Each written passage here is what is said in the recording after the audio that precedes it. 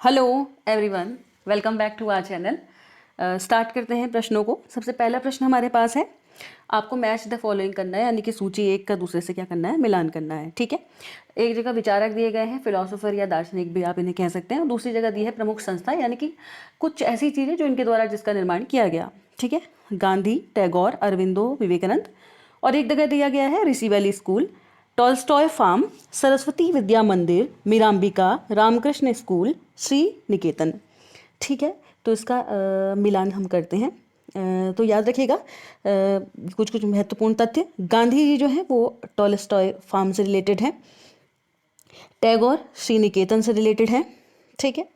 और बात करते हैं अरविंदो जी की, तो अरविंद हैं मीराम्बिका से रिलेटेड, और विवेकानंद की बात की जाए तो रामकृष्ण स्कूल। ठीक है। अब देख लेते हैं ऐसे ऑप्शंस कहाँ पर को हैं, वो हमारा राइट आंसर हो जाएगा। ठीक है। तो जैसे कि मैंने आप लोगों को बताया था, गांधी जी टॉल्स्टॉय फॉर्म से रिलेटेड हैं, और विवेकानंद जी जो हमारे थे वो थे आपके किससे रिलेटेड, विवेकानंद जी आपके थे रामकृष्ण स्कूल से रिलेटेड, यानी कि डी का 5 और ए का 2 ऐसा फर्स्ट में ही है। तो ऑप्शन नंबर ए हमारा राइट आंसर हो जाएगा। ठीक है। एक बार इस क्वेश्चन को इस फॉर्म में भी आप लोग देख लीजिए। बढ़ते हैं अगले प्रश्न पे। निम्नलिखित में से कौन सी मुख्य विषय वस्तु गांधी जी के विचारों के अनुरूप नहीं है? भाषा, सामाजिक अध्ययन, व्यावसायिक कौशल, आनुवांशिक इंजीनियरिंग। ठीक है। तो देखिए, भाषा, सामाजिक अध्ययन और व्यावसायिक कौशल जो है, यानी कि स्किल्स जो हैं, और अगर बात की जाए सोसाइटी से रिलेटेड लर्निंग की, ये सारी बातें गांधी जी के द्वारा की गई हैं। लैंग्वेज के बारे में भी बात कहीं ना कहीं की है। रामराज्य की बात करते थे, हिंदी को भी कहीं ना कहीं प्रमोट करते थे, लेकिन आनुवांशिकी, इंजीनियरिंग, यानी कि इस तरीके की कोई भी बात इन्होंने नहीं की है। बात करते थे स्किल एंड क्राफ्ट, जो ऐसा जो स्वदेशी रूप में इंसान सीख सके और इजीली क्या कर सके, चीज़ों पे असेस किया जा सके। ये नहीं कि इंजीनियरिंग, डॉक्टरिंग, इन सब चीज़ से जो भी प्रोफेशनल कोर्सेज होते हैं इस रिलेटेड कोई भी बात ऐसा जिन्होंने नहीं की है। बढ़ते हैं अगले प्रश्न पे। अगला प्रश्न हमारे पास है, शिक्षा में आरक्षण नीति के माध्यम से निम्नलिखित में से किस संवैधानिक मूल्य को समर्थन मिलता है? क्योंकि हमारा जो सिलेबस है उसमें कहीं ना कहीं इंडियन कॉन्स्टिट्यूशन, और इंडियन कॉन्स्टिट्यूशन में आप लोगों ने देखा होगा न्याय जो है, और ये सभी तथ्य जो हमारे उसके अंतर्गत हैं, इसके बारे में हमारे सिलेबस में डाला हुआ है। वहाँ से ये प्रश्न है, स्वतंत्रता, समानता, भ्रातृत्व या मानवता, यानी कि एजुकेशन में जो रिजर्वेशन की जो पॉलिसी है वो कौन सी आप कह सकते हैं संवैधानिक मूल्य को क्या करती है, समर्थन करती है। ठीक है। लिबर्टी, इक्वालिटी, फ्रेटर्निटी या ह्यूमैनिटी। ठीक है। तो ये कहीं ना कहीं इक्वालिटी पे बेस्ड है। देखिए, धर्म, लिंग और इन सब के आधार पे भी क्या है, आप किसी को जज नहीं कर सकते हैं। ये जैसे कि आप लोगों ने देखा है सिलेबस में एक चीज़ डाली गई है, ट्रांसजेंडर, चाहे जाति धर्म के आधार पर दिया हुआ हो, चाहे आप कह सकते हैं स्केड्यूल कास्ट हो, स्केड्यूल ट्राइब हो, गर्ल्स एजुकेशन के बारे में बात हो, सभी के लिए वहाँ पे दिया गया है, जो कि पहले इस पे बात नहीं होती थी। जो कि अभी देखा जाए तो सबसे संगीन मुद्दा है ट्रांसजेंडर की एजुकेशन, क्योंकि उनको तो पहले एज अ जेंडर ही लोग सपोर्ट नहीं करते थे, फिर उनकी एजुकेशन तो बहुत पिछड़ी थी, तो जो सिलेबस में डाला भी गया है। तो देखिए, इक्वालिटी देने के लिए सारी चीज़ें क्या करी जा रही हैं, प्रमोट की जा रही हैं, कि देखिए डिसेबल्ड पर्सन को भी एक साथ लाइए, schedule caste, schedule type, girls education जो बहुत पिछड़ी हो चुकी थी, ठीक है, जिसपे उतना ध्यान नहीं दिया जाता था, जो कि अब काफ़ी हद तक ध्यान दिया जाता है। अब सबसे ज़्यादा प्रॉब्लमेटिक है ट्रांसजेंडर की, जो कि धीरे धीरे सुधार में आ रही है, वो भी नॉर्मलाइज धीरे धीरे हो रहा है। ठीक है। बढ़ते हैं अगले प्रश्न पे। ये मैंने इसलिए अभी बोला क्योंकि यहाँ पे ट्रांसजेंडर करके भी आपके सिलेबस में डाला गया है। अगला प्रश्न, शिक्षा का मुख्य उद्देश्य व्यक्ति का समेकित विकास होना चाहिए, इस संबंध में किसने प्रतिमान प्रस्तुत किया? अरविंदो, टैगोर, गांधी या फिर विवेकानंद? ठीक है। तो मैंने आप लोगों को बताया भी था, इंटीग्रेटेड एजुकेशन के बारे में बात करें तो अरविंदो जो हैं, अरविंदो घोष कह लीजिए या अरविंदो कह लीजिए, अरविंदो ही श्री अरविंद करके इनको जानते हैं। ठीक है। तो इन्होंने कहा था, इनके द्वारा कहा गया है। बढ़ते हैं अगले प्रश्न पे। अगला प्रश्न हमारे पास है, निम्नलिखित में से थॉर्नडाइक द्वारा विकसित अधिगम के कौन से अधीनस्थ नियम पावलोव के क्लासिकी अनुबंधन से संबंधित हैं? बहुअनुक्रिया, तत्वों की प्रबलता, साहचर्यात्मक अंतरण या सादृश्य द्वारा अनुक्रिया। मतलब थॉर्नडाइक के जो लॉज हैं उसे कहीं ना कहीं इफेक्ट होते हैं हमारे क्या, पेवलोव के जो कहीं ना कहीं क्लासिकल कंडीशनिंग जो उन्होंने बताई है, कहीं ना कहीं आपस में कनेक्शन एक शो करती है। कौन से लॉ से? मल्टीपल रिस्पॉन्स वाला जो है, या फिर एसोसिएटिव शिफ्टिंग जो है, ये मल्टीपल रिस्पॉन्स हो गया, या एसोसिएटिव शिफ्टिंग हो गई। ठीक है।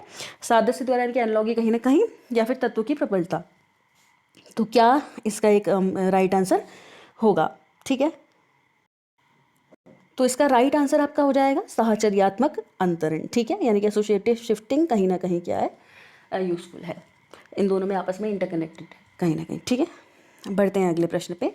अगला प्रश्न, निम्नलिखित में से कौन सी क्रिया प्रसूत, ये क्रिया प्रसूत होना चाहिए, अनुबंधन की पद्धतियों के अंतर्गत नकारात्मक प्रबलन प्रदान करने के लिए प्रशिक्षण व्यवस्था में संकेत की उपस्थिति में अनुक्रिया व्यक्त करने पर बल दिया जाता है। पलायन प्रशिक्षण यानी कि एस्केप ट्रेनिंग, दंड प्रशिक्षण यानी कि पनिशमेंट ट्रेनिंग, अकर्म प्रेडिक्शन यानी कि कमीशन ट्रेनिंग, या फिर परिहार प्रशिक्षण। यानी कि बेसिकली आप लोगों ने देखा है ऑपरेंट कंडीशनिंग की जो आपकी थ्योरी है उसके अंतर्गत नेगेटिव रीइंफोर्समेंट जो है उसके लिए कौन सी ट्रेनिंग एक तरीके से दी जाती है, ये इसमें पूछा गया है। ठीक है, तो इसका राइट आंसर आपका है परिहार प्रशिक्षण, option number D. Next question, अगला प्रश्न हमारे पास है, निम्नलिखित में से कौन से शिक्षण अधिगम यानी कि टीचिंग लर्निंग प्रस्तुतिकरण में व्यवहार रचना के लिए अपेक्षित है। ऑप्शन नंबर ए उदाहरण सहित व्याख्यान, बी लघुवार्ता सत्र सहित चर्चा, सी व्यक्तिकरण सहित अभिक्रमित अधिगम, या फिर डी अंतःक्रिया के लिए अवसर सहित पावर पॉइंट प्रस्तुतिकरण। ठीक है, तो इसका राइट आंसर आपका हो जाएगा व्यक्तिकरण सहित अधिक्रमित अधिगम।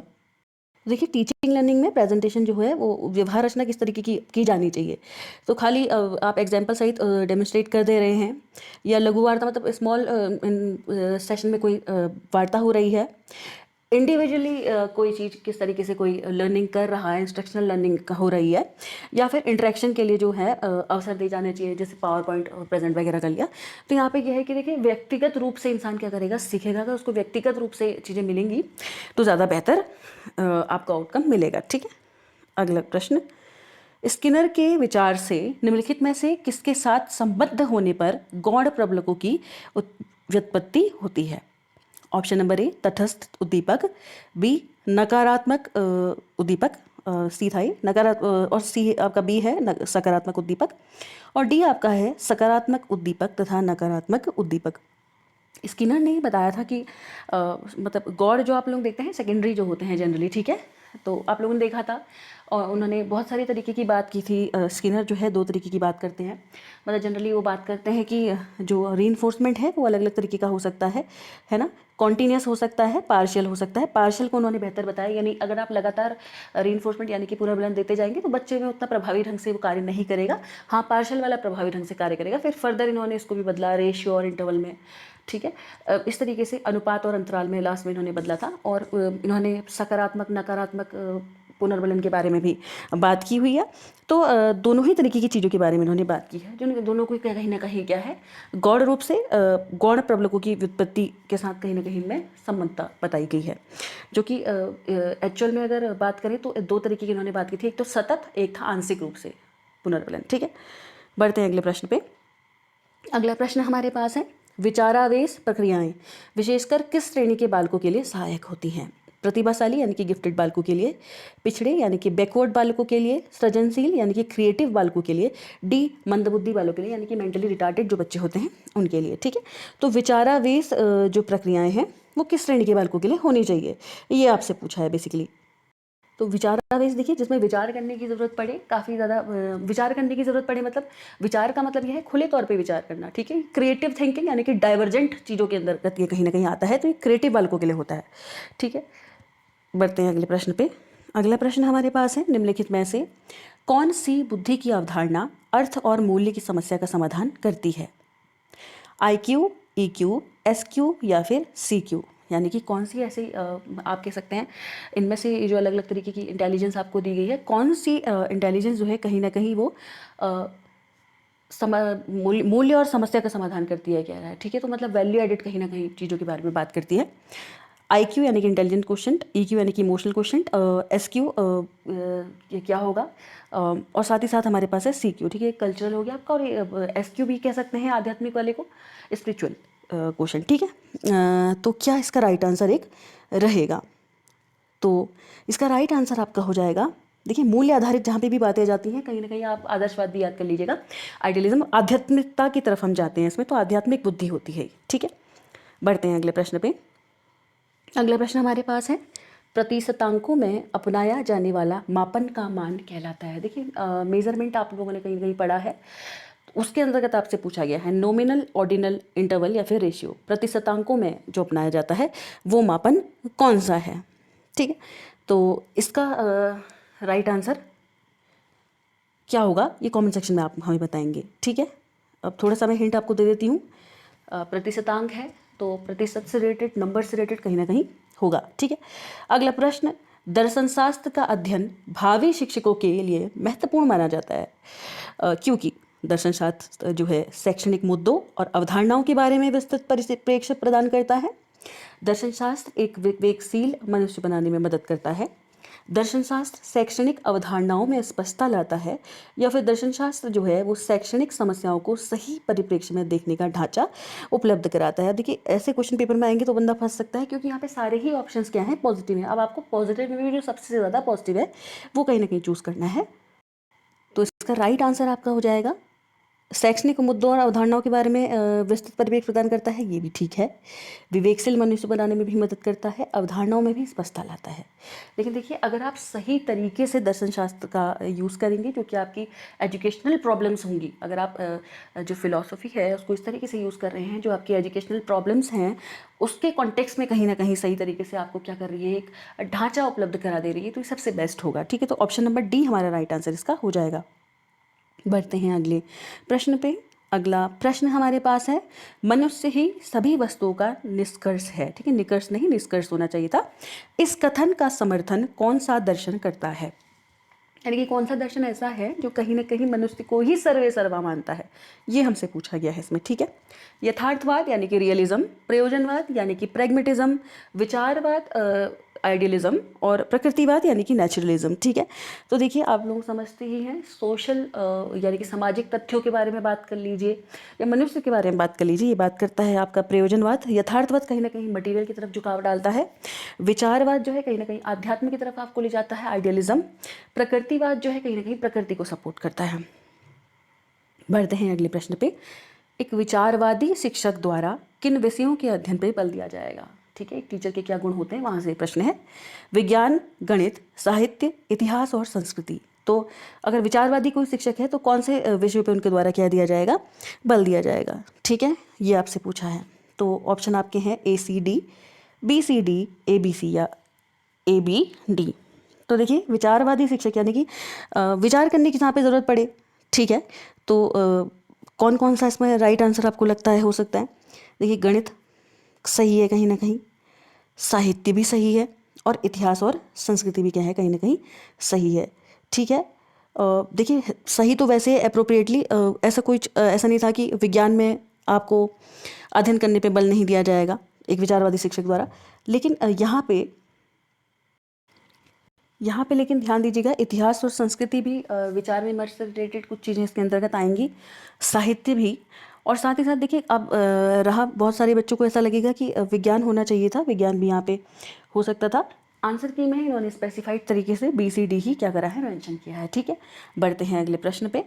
अगला प्रश्न हमारे पास है, निम्नलिखित में से कौन सा विचारक शिक्षा में आधुनिक विज्ञान यानी कि मॉडर्न साइंस और प्रौद्योगिकी यानी कि टेक्नोलॉजी को प्राथमिकता नहीं देता, यानी कि आप कह सकते हैं प्राइमरीली किस पे एम्फेसिस नहीं करता है। कौन सा ऐसा आप कह सकते हैं इनमें से विचारक है या फिलोसोफर है जो कहीं ना कहीं मॉडर्न साइंस और टेक्नोलॉजी के बारे में कोई प्राइमरीली बात नहीं करते हैं।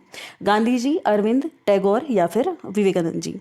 ठीक है, तो गांधी जी, जैसा कि मैंने आप लोगों को थोड़ी देर पहले भी बताया था एक क्वेश्चन में, गांधी जी ने कहीं से भी ऐसी कोई बात नहीं की है कि एग्रीकल्चर के लिए कुछ अलग होना चाहिए, इंजीनियरिंग के लिए कुछ होना चाहिए, ठीक है, मेडिकल में कुछ होना चाहिए, इन्होंने ऐसी कोई बात नहीं की। स्किल एंड क्राफ्ट के बारे में बात करते हैं कि बेसिक नीड इंसान की पूरी हो सके, बेसिक एजुकेशन के बारे में बात करते हैं कि इन्होंने चरखा चलाने और ये सारी चीज़ों पर फोकस करा था, इंसान को वहाँ की तरफ ले गया कि खादी के वस्त्र पहनिए, ये सब। ठीक है, बढ़ते हैं अगले प्रश्न पे। अगला प्रश्न हमारे पास है, श्री अरविंद की अतिमानस की अवधारणा का तात्पर्य है। देखिए अरविंद जी जो हैं पौंडुचेरी चले गए थे जेल से लौटने के बाद, तो इन्होंने वहाँ जाके आध्यात्म सीखा और उन्होंने बहुत आध्यात्मिकता की ओर चले गए थे, आदर्शवादी काफ़ी इनका व्यक्तित्व हो गया था। तो उन्होंने वहाँ पे देखा कि बहुत सारे आध्यात्मिक गुण इनके अंतर्गत आए, तब इनको ये जो अतिमानस की अवधारणा है यहाँ पे इनका बात की गई इनके द्वारा। तो क्या है ये अवधारणा? मानव मस्तिष्क का निरंतर विकास, सच्चित और आनंद का संश्लेषण, योग के माध्यम से स्वयं की अनुभूति, या पूर्ण अंतः प्रज्ञा की प्राप्ति। ठीक है, तो देखिए मानव मस्तिष्क का निरंतर विकास होता है योग से, ये अतिमानस की स्थिति बताई गई थी इनके द्वारा। सच, चित और आनंद का संश्लेषण, यानी कि संश्लेषण का मतलब होता है जोड़ना, यानी कि सिंथेसिस है ये तीन चीज़ों का। और है योग के माध्यम से स्वयं की अनुभूति, यानी कि अपने सेल्फ रियलाइजेशन करना, आप कह सकते हैं योगा से। ठीक है, फिर है पूर्ण अंतः प्रज्ञा की प्राप्ति, यानी कि कहीं ना कहीं होल आपको पता चल जाना कि क्या कॉन्सेप्ट क्या है, लाइफ क्या है इवेंचुअली। ठीक है, ये सारी चीज़ें, तो ये ABCD सभी इसके अंतर्गत आ जाएंगे। अगले प्रश्न पे बढ़ते हैं। अगला प्रश्न हमारे इंडियन कॉन्स्टिट्यूशन से है। भारतीय संविधान के अनुसार लोकतांत्रिक शिक्षा, यानी कि डेमोक्रेटिक एजुकेशन के बारे में जो हम बात करते हैं, का वास्तविक मूल्य किस में निहित है? सभी भारतीयों को शिक्षा प्रदान करना, यानी कि जो इंडियन कॉन्स्टिट्यूशन है उसके अंतर्गत आप बार बार कहते थे लोकतांत्रिक शिक्षा, लेकिन इसका मतलब क्या है ये पूछा गया क्वेश्चन में। भारत में 100% साक्षरता प्रदान करना, सभी भारतीयों को कल का अच्छा नागरिक बनाना, या सभी भारतीयों का आधुनिकीकरण और आध्यात्मिककरण। ठीक है, तो क्या इसके अंतर्गत है, ये हमसे पूछा गया है कहीं ना कहीं इस प्रश्न पे। ठीक है, तो इसका राइट आंसर है, क्योंकि एजुकेशन से रिलेटेड क्वेश्चन पूछा गया है, तो सभी भारतीयों को शिक्षा प्रदान करना वास्तव में डेमोक्रेटिक बनाएगा हमें। ठीक है, ये इसका राइट आंसर है। अगला प्रश्न हमारे पास है, भारतीय संविधान का कौन सा अनुच्छेद जो है अनुसूचित जातियों, अनुसूचित जनजातियों एवं अन्य कमजोर वर्गों के शैक्षिक हितों की प्रोन्नति से संबंधित है? यानी कि इंडियन कॉन्स्टिट्यूशन में SC ST तथा इकोनॉमिकली वीकर सेक्शन जो होते हैं, EWS जो होते हैं से रिलेटेड, उनसे रिलेटेड बात कहाँ पे की गई है? ठीक है, अनुच्छेद 14, अनुच्छेद 45, अनुच्छेद 46 या फिर अनुच्छेद 30, इनमें से किसके अंतर्गत ये बात की गई है, ये हमसे प्रश्न में पूछा गया है यहाँ पे। ठीक है, अनुच्छेद 46 पे ये बात की गई है। ऑप्शन नंबर C हमारा राइट आंसर हो जाएगा। बढ़ते हैं अगले प्रश्न पे। अगला प्रश्न हमारे पास है, मौलिक कर्तव्यों के अंतर्गत भारतीय संविधान के अनुच्छेद 51 को, यानी कि 51A में निम्नलिखित कथन किस संशोधन से संबंधित है? मतलब क्या यहाँ पे संशोधन किया गया था, किससे संबंधित है?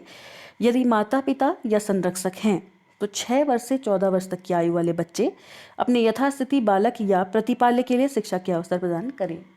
तो ये 86वां संशोधन में कहा गया है, 42वां संशोधन में कहा गया है, 44वां संशोधन में या 74वें संशोधन में।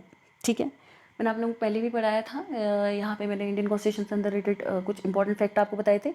एक चीज़ याद रखिएगा, जो आपका शिक्षा का अधिकार है आर्टिकल 21A, साथ ही साथ 86वां संविधान संशोधन जो है कहीं ना कहीं मौलिक अधिकार के अंतर्गत शिक्षा को भी, आपको पता ही है, शिक्षा जो है खासतौर पे ऐसे बच्चों की जिनकी किसी कारणवश शिक्षा नहीं हो पाई है, या सामाजिक रूप से किसी भी तरीके से वंचित बच्चे, ठीक है, सभी को शिक्षा का बराबर अवसर मिल सके, इसके लिए RT एक्ट भी आपका डाला गया था। 6 से 14 साल तक के बच्चों के लिए जो है वो आपकी एजुकेशन के बारे में बात की गई थी, जहाँ पे डिसेबल्ड बच्चे जो हुए वो 6 से 18 साल तक के थे। ठीक है, तो 86वां संशोधन के तहत ये बात की गई है, जो कि 51 कॉम में संशोधन से संबंधित है। ठीक है, बढ़ते हैं अगले प्रश्न पे। अगला प्रश्न है, समाज के वंचित वर्ग हेतु शिक्षा विकास संबंधी राजनीति, यानी कि स्टेट पॉलिसी का संबंध किससे है?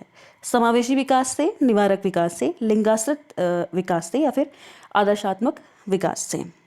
ठीक है, तो इसका राइट आंसर आपका हो जाएगा, देखिए, अगर समाज के वंचित वर्ग जो हैं, चाहे वो किसी तरीके से वंचित हों, चाहे वो लैंगिक रूप से वंचित हों, जिसमें कि आपके ट्रांस भी आ सकते हैं।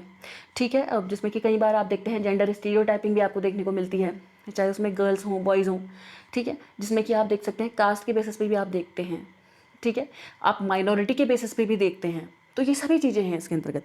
तो ये समावेशी विकास के अंतर्गत आता है। स्टेट पॉलिसी में जो है समावेशी विकास अगर आपको करना है तो आपको हर तबके को समाज के उठाना पड़ेगा।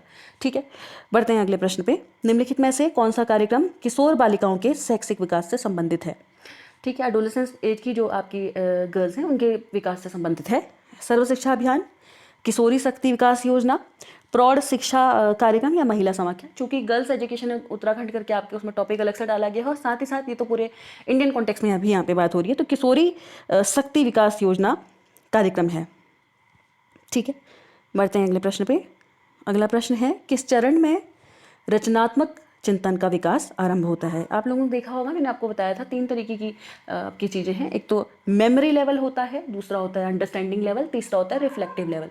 मेमोरी लेवल ये है, उसमें बच्चे को रटाने पे फोकस किया जाता है। जैसे छोटा बच्चा से टेबल वगैरह लर्न नहीं होते हैं, ABCD लर्न नहीं हो रही होती है, तो उन्हें रटाने पे फोकस किया जाता है, रोट मेमोराइजेशन वहाँ पे कराया जाता है। ठीक है, फिर उससे थोड़ा बच्चा बड़ा होता है धीरे धीरे, तो उसके दौरान बच्चे को थोड़ा समझ विकसित होती है, उसकी समझाने का कार्य किया जाता है। फिर एक स्टेज ऐसी आती है कि बच्चे की खुद की समझ भी परिपक्व थोड़ा बहुत होने लगती है, और बच्चा दूसरे की बातों को भी समझ रहा होता है प्रॉपर, फिर धीरे धीरे समझने लगता है, तो वो रिफ्लेक्टिव लेवल अपने खुद के विचारों को भी क्या करता है, रिफ्लेक्ट करता है। ठीक है, तो आपसे पूछा है कि किस चरण में रचनात्मक चिंतन का विकास प्रारंभ हो जाता है। सहसावस्था यानी कि इन्फेंसी में, बाल्यावस्था यानी कि चाइल्डहुड में, किशोरावस्था यानी कि एडोलेसेंस, वयस्कावस्था यानी कि अडल्टहुड में। ठीक है, तो कौन सा ऐसा चरण है जिसमें रिफ्लेक्टिव लर्निंग जो है कहीं ना कहीं क्या होती है आपकी उसका विकास हो जाता है। तो देखिए बाल्यावस्था, बाल्यावस्था के जो अंतिम चरण होते हैं ना उस तक आपका लगभग विकास हो जाता है। ठीक है, बढ़ते हैं अगले प्रश्न पे। विकास के किस चरण को नायक पूजा यानी कि हीरो वर्शिप की प्रवृत्ति का प्राचुर्य कहा जाता है। यानी यहाँ पे इस स्टेज में बच्चा हीरो वर्शिप यानी कि एक पर्टिकुलर चीज़ को अपना आइडल मानने लगता है, किसी हीरो को अपने आइडल मानने लग जाएगा, उसकी तरह काम करने लग जाएगा। कोई टीचर को मानता है, कोई मतलब किसी न किसी से इन्फ्लुएंस होता है काइंड ऑफ। ठीक है, कोई बच्चे है, कोई लड़का ऐसा होता है वो किसी हीरो को देख के बॉडी से बड़ा प्रभावित होता है। कोई लड़कियाँ ऐसी होती हैं रोल मॉडल मानने लग जाती हैं किसी को, है ना, किसी हीरोइन से की अलग अलग तरीके से, इस तरीके से। तो प्रारंभिक बाल्यावस्था में ऐसा होता है, उत्तर बाल्यावस्था में, प्रारंभिक किशोरावस्था में या उत्तर किशोरावस्था में। देखिए ये जो क्वेश्चन है ये विकास से संबंधित है, प्रारंभिक किशोरावस्था के दौरान ये होने लगता है। अगला प्रश्न, पियाजे के अनुसार विकास के इंद्रिय गतिक चरण का सर्वाधिक महत्वपूर्ण संज्ञानात्मक परिणाम क्या है। ठीक है, मोटर जहाँ पर को गामक स्थिति वगैरह आती है उससे रिलेटेड क्या है। वस्तु स्थायित्व यानी कि ऑब्जेक्ट परमानेंस, पहचान यानी कि आइडेंटिफिकेशन, भाषा यानी कि लैंग्वेज, और तर्क यानी कि लॉजिक। ठीक है, तो इसका राइट आंसर आपका हो जाएगा, देखिए आई होप आप लोगों को पता भी होगा, सबसे पहले सेंसरी मोटर स्टेज आती है, संवेदी गामक इसको आप कहते हैं। ठीक है, इसके बाद प्री कॉन्सेप्चुअल, जिसके बाद इंट्यूटिव भी आती है, और तीसरी आपकी है कंक्रीट ऑपरेशनल यानी कि मूर्त, और चौथी आपकी है एब्स्ट्रैक्ट यानी कि अमूर्त अवस्था, या फॉर्मल भी आप इसे कहते हैं। ठीक है, तो सबसे पहली जो आपकी अवस्था होती है जिसको आप इंद्रिय गतिक कहते हैं, सेंसरी मोटर जो चरण होता है, इसमें इसके अंत तक बच्चे में क्या आता है, वस्तु स्थायित्व आ जाता है। यानी कि अगर कोई चीज़ उसके सामने रखती थी, आप छुपाते थे, पहले उसे समझ नहीं आता था, लेकिन अब उसे समझ में आ जाता है कि वस्तु कहीं ना कहीं है और आपके द्वारा छुपाई गई है। ठीक है, बढ़ते हैं अगले प्रश्न पे। निम्नलिखित में से कौन सा बुद्धि का संप्रत्य साहचर्यात्मक चिंतन का प्रयोग करता है। शैक्षिक बुद्धि, भावनात्मक बुद्धि, आध्यात्मिक बुद्धि, या फिर संख्यात्मक बुद्धि। ठीक है, तो कौन सा है ऐसा है जो एसोसिएटिव कहीं ना कहीं जो रिफ्लेक्शंस होते हैं इनसे रिलेटेड चीज़ों का प्रयोग करता है, ये भावनात्मक बुद्धि कहीं ना कहीं है। बढ़ते हैं अगले प्रश्न पे। अचेतन अभिप्रेरण यानी कि अनकॉन्शियस मोटिवेशन का विचार किस मनोवैज्ञानिक का एक महत्वपूर्ण योगदान है। एडलर का, ऑलपोर्ट का, फ्राइड, या फिर जुंग। ठीक है, तो ये फ्राइड के द्वारा अनकॉन्शियस, आप लोगों को पता भी है, तीन चीज़ों के बारे में बात, इद, ईगो, सुपर ईगो के बारे में बात करते हैं। इसमें से जो इद है वो अनकॉन्शियस का कहीं ना कहीं पार्ट है। ठीक है, हमारी दमित इच्छाएं जो होती हैं, जो मन के अंदर दबी रह जाती है, वो उसके अंतर्गत आती हैं। बढ़ते हैं अगले प्रश्न पे। एक व्यक्ति अपरिपक्व, आत्मकेंद्रित, विलोभित और ध्यान आकर्षित करने वाला व्यवहार दर्शाता है। इस प्रकार के व्यक्तित्व को क्या कहते हैं। समाज विरोधी व्यक्तित्व, नाट्यपूर्ण व्यक्तित्व, व्यामोभाव व्यक्तित्व, या बाध्यकारी व्यक्तित्व। तो ये पर्सनैलिटी से आपका क्वेश्चन है। तो ऐसा व्यक्ति जो अपरिपक्व है यानी कि मतलब कहीं ना कहीं इमेच्योर अपने आप को दिखाता है, सेल्फ सेंटर्ड कहीं ना कहीं होता है, आत्मकेंद्रित। ठीक है, और ध्यान आकर्षित करने मतलब उनको चाहिए कि मेरे ऊपर लोग अट्रैक्ट हों काइंड ऑफ। अगर बिग बॉस आप लोग देखते थे, मैं तो कभी देखती थी, मैंने यूट्यूब में शॉर्ट्स देखती थी, शहनाज गिल जो थोड़ा सा करती हैं इस तरीके की हरकतें। ठीक है, काइंड ऑफ मतलब ऐसे बहुत सारे लोग हो सकते हैं, उस तरीके की हरकतें जो करना है वो नाट्यपूर्ण व्यक्तित्व के अंदर कहीं ना कहीं आएगा। ठीक है, कॉन्टेक्स्ट जो मेरा अभी है समझाने का, ये प्रश्न के उसमें मैंने समझाया है, बाकी मैं उनके बारे में कुछ नहीं कहना चाहती। बढ़ते हैं अगले प्रश्न पे। साक्षात्कार जो है, इंटरव्यू को सेवार्थी की समस्या का विश्लेषण करने हेतु सर्वोत्तम साधन माना जाता है, क्योंकि इसे आयोजित करना अत्यंत सरल है, यह आरंभिक जानकारी प्रदान करता है, यह परामर्श में मददगार होता है, इसे आसानी से रिकॉर्ड किया जाता है। इंटरव्यू को सेवार्थी की समस्या का विश्लेषण करने हेतु सर्वोत्तम साधन माना जाता है। क्यों? क्योंकि देखिए इंटरव्यू जो है कहीं ना कहीं यह आरंभिक जानकारी क्या करता है, प्रदान करता है। ठीक है, नेक्स्ट क्वेश्चन। वह विचारक जिन्होंने शिक्षा को प्राथमिक और दर्शन को व्युत्पन्न के रूप में मानते हैं, Jean Jacques Rousseau, John Dewey, Bertrand Russell, या फिर कार्ल मार्क्स। तो इसका राइट आंसर आपका जॉन डेवी है, प्रैग्मेटिज्म को कहीं ना कहीं मानते हैं। ठीक है, बढ़ते हैं अगले प्रश्न पे। और ये बहुत महत्वपूर्ण प्रश्न, बहुत बार पेपरों में आया हुआ है। निम्नलिखित में से कौन से विचारक उद्देश्य में आदर्शवादी, विषय वस्तु में प्रकृतिवादी और पद्धति में परिणामवादी थे। स्वामी विवेकानंद, रविंद्रनाथ टैगोर, महात्मा गांधी, या श्री अरविंद। तो इसका राइट आंसर है महात्मा गांधी। अगला प्रश्न, शिक्षा का बढ़ता निजीकरण यानी कि प्राइवेटाइजेशन जो है एजुकेशन का, वो आर्थिक समानता को बढ़ावा देगा, आर्थिक असमानता बढ़ाएगा, शिक्षा की गुणवत्ता को खराब करेगा या अर्थव्यवस्था के लिए शिक्षा को असंगत बनाएगा। ठीक है, तो ये कहीं ना कहीं आर्थिक असमानता बढ़ाएगा। ठीक है, बढ़ते हैं अगले प्रश्न पे। अगला प्रश्न है, किशोरावस्था के दौरान समाजीकरण का सबसे अधिक शक्तिशाली कारक है घर, धर्म, विद्यालय या साथी समूह। तो किशोरावस्था के दौरान सबसे ज़्यादा जो इफेक्ट डालता है बच्चे पे वो पीयर ग्रुप या साथी समूह डालता है। ठीक है, बढ़ते हैं अगले प्रश्न पे। समस्या समाधान की योग्यता यानी कि प्रॉब्लम सॉल्विंग की जो योग्यता होती है वो किस पर निर्भर करती है? लंबाई और वजन में वृद्धि पर, शब्द भंडार के विकास पर, चिंतन और तर्क के आधार पर, आकार और आकृति के विकास पर। आई होप ये सभी को समझ में आ गया होगा। चिंतन और तर्क के विकास पर प्रॉब्लम सॉल्विंग जो है कहीं ना कहीं निर्भर करती है। अगला प्रश्न, किसी व्यक्ति के जीवन के किस चरण में भावनाओं और उन पर नियंत्रण पेशेवर और व्यक्तिगत स्वस्थ जीवन शैली के लिए महत्वपूर्ण बन जाता है? उत्तर बाल्यावस्था, आरंभिक किशोरावस्था, उत्तर किशोरावस्था या प्रौढ़ावस्था। ठीक है, तो इसका राइट आंसर है आपके पास प्रौढ़ावस्था। प्रौढ़ावस्था में क्या होता है कि पेशेवर और व्यक्तिगत स्वस्थ जीवन शैली अपनाने में कहीं ना कहीं इंसान मजबूर होता है। अगला प्रश्न, सामाजिक विकास से संबंधित किस चरण में व्यक्ति समूह, समाज और राष्ट्र के बृहत्तर हित में अपने हितों को त्याग सकता है? उत्तर बाल्यावस्था, किशोरावस्था, प्रौढ़ावस्था या फिर वृद्धावस्था। ठीक है, तो सामाजिक विकास के संबंधित अगर आप व्यक्ति समूह देखें तो अपने हितों को त्याग देना या इस तरीके की इंसान में या तो बहुत ज़्यादा वो किसी चीज़ में इन्वॉल्व हो जाएगा या हट जाएगा, ये कहीं ना कहीं आपके किशोरावस्था के अंतर्गत आता है। ऑप्शन नंबर बी, जो कि WHO ने 10 से 19 साल की अवस्था भी बताई है। ठीक है, अगला प्रश्न है, निम्नांकित में से कौन सी बुद्धि व्यक्ति के आयु के साथ अभिवृद्ध होने से नहीं रुक सकती? शैक्षिक बुद्धि, स्थानगत बुद्धि, वाचिक बुद्धि या भावात्मक बुद्धि। मतलब कौन सी ऐसी इंटेलिजेंस है जो अगर इंसान बूढ़ा भी हो गया है या बच्चा भी है, मतलब आयु के साथ साथ उस पर कुछ फर्क नहीं पड़ता है, तो ये भावात्मक बुद्धि है। अगला प्रश्न, अंतःमुखी और बहिर्मुखी यानी कि इंट्रोवर्ट्स एंड एक्सट्रोवर्ट्स के रूप में व्यक्तित्व का वर्गीकरण सर्वप्रथम किसके द्वारा किया गया? एडलर, फ्राइड, जुंग या फिर मैस्लो। ठीक है, तो इसका जो आपका राइट आंसर है ये जुंग है। ठीक है, इंट्रोवर्ट और एक्सट्रोवर्ट दो तरीके की बात की गई इन्होंने। अगला प्रश्न, निम्नलिखित में से क्या व्यक्तित्व का प्रक्षेपी परीक्षण नहीं है? यानी कि इनमें से कौन सा प्रोजेक्टिव टेस्ट नहीं है? Rorschach inkblot test, thematic apperception test, Rotter's sentence completion test या फिर आपके पास है मिनीसोटा मल्टीफेजिक पर्सनैलिटी इन्वेंट्री। ठीक है, तो इसका राइट आंसर जो है जो प्रोजेक्टिव टेक्निक नहीं है इसमें से मिनीसोटा मल्टीफेजिक पर्सनैलिटी इन्वेंट्री जो है ये नहीं है।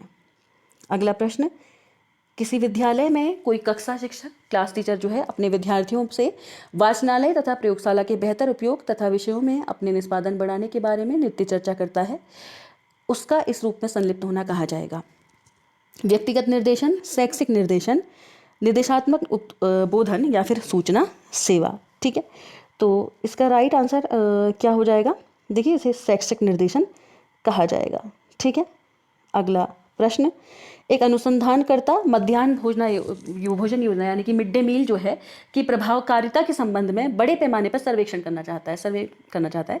इस प्रयोजन के लिए कौन सा उपकरण उपयुक्त होगा? प्रेक्षण समय सारणी, प्रश्नावली, समाजमिति या साक्षात्कार। मतलब उनको पता करना है कि कितना प्रभाव मिड डे मील योजना ने डाला है, तो कहीं ना कहीं वो क्या करेंगे? ऑब्जर्वेशन करेंगे, क्वेश्चन आंसर्स करेंगे, सोशियोमेट्री करेंगे या इंटरव्यू उनको करना होगा। ठीक है, तो प्रश्नावली करने से कहीं ना कहीं उनको चीज़ें ज़्यादा पता चल पाएंगी। अगला प्रश्न, प्रारंभिक शिक्षा का सार्वभौमिकरण एक ऐसा हस्तक्षेप है जिससे सुरक्षा प्रविधानित होती है। ग्रामीण लोगों को शिक्षा द्वारा आच्छादित करने में, संविधान की धारा 2002 के तहत अनुच्छेद 21A द्वारा, सुविधा वंचित संवर्गों के बच्चों के लिए या शैक्षिक अवसर की समानता की पहल को। ठीक है, तो इस क्वेश्चन का राइट आंसर आपका हो जाएगा संविधान की जो धारा है 2002।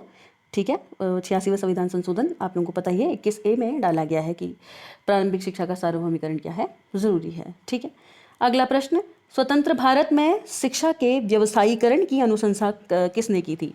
ठीक है, मतलब जो हमारा इंडिया जो था वो आज़ाद हो गया था, उसके बाद व्यवसायीकरण के लिए किसने पहल की थी? कहीं ना कहीं डॉक्टर राधाकृष्णन आयोग, मुदालियर आयोग, कोठारी आयोग या फिर नई शिक्षा नीति।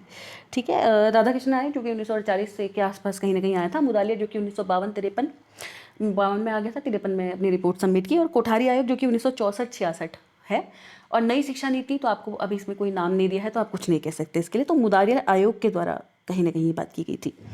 ठीक है, अगला प्रश्न, सर्वाधिक विकेंद्रीकृत शिक्षा पद्धति कहाँ है? ठीक है, संयुक्त राज्य अमेरिका में, यूके में, भारत में या फिर यूएसएसआर में? तो ये कहीं ना कहीं संयुक्त राज्य अमेरिका में है।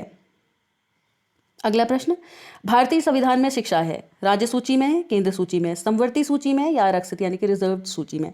तो ये आई होप आप लोगों को पता होगा, समवर्ती सूची में है। और कब डाली गई मुझे आप लोग कमेंट सेक्शन में कमेंट करके बताइएगा। ठीक है, बढ़ते हैं अगले प्रश्न पे।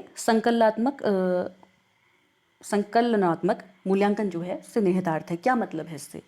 शिक्षण अधिगम अंतः क्रियाओं के दौरान निष्पत्ति का आकलन, प्रारंभिक उपलब्धि के स्तर को जानना, अभिप्रेरणात्मक उद्देश्यों हेतु अधिगम निष्पत्ति का आकलन या अकादमीय सत्र के अंत में निष्पत्ति स्तर का सुनिश्चितीकरण। ठीक है, तो संकलनात्मक जो मूल्यांकन होता है वो कहीं ना कहीं सेशन के एंड में होता है। ठीक है, तो अकादमी सत्र के अंत में होता है निष्पत्ति स्तर का सुनिश्चितीकरण करने के लिए। बढ़ते हैं अगले प्रश्न पे। शिक्षा में मूल्यांकन परिणामों की व्याख्या का मूल उद्देश्य है, यानी कि इवैल्यूएशन जो होता है उसके लिए ऑब्जेक्टिव क्या है, मेन ऑब्जेक्टिव मतलब उसके जो आउटकम होंगे। अधिगमकर्ताओं की क्षमताओं का आकलन, अधिगमकर्ता के भावी कैरियर की रूपरेखा बनाना, शैक्षिक कार्यक्रमों की प्रभावशीलता का आकलन या स्कूल की प्रगति दर्शाने हेतु प्रतिवेदन तैयार करना। मतलब ऐसी ज़रूरत क्या थी जो इवैल्यूएशन करना पड़ता है, क्यों करना पड़ रहा है, क्यों बच्चों के एग्जाम्स लेने पड़ रहे हैं, ताकि पता चल सके कि शैक्षिक कार्यक्रम की जो प्रभावशीलता है वो कैसी है, वो बच्चे में इफेक्टिव रूप से कार्य कर भी पा रही है या नहीं।